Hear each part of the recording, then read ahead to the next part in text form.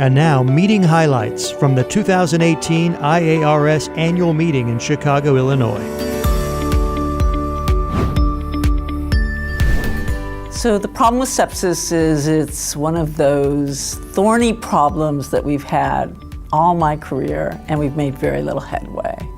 So the reason for this panel is to show there may be some new, novel ways of approaching sepsis that we haven't thought of before. We're going to be discussing the important topics of LVADs in today's society. Over 20,000 of these devices have been implanted in the United States alone in the last decade, and more of these patients will be presenting to your operating room for non-cardiac surgery.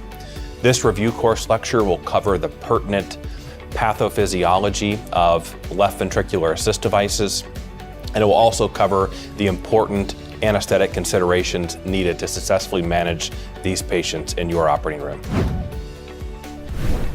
All of us who are serving as chairs realize that leadership skills are learned. They're not natural. And we believe that every anesthesiologist should have pretty good leadership skills because they're going to be called on, whether in a small solo practice or if they're in a large group practice, they're going to be called on to be leaders from time to time. And so here is a good way to get the basics from a bunch of people who have made every mistake in the book and learn something from it. The opioid epidemic is something that has touched all of us, both personally in our families as well as our profession as physicians. And often most physicians feel rather powerless on what to do with a particular patient that may be struggling with opioid use disorder or prescription opioid dependence.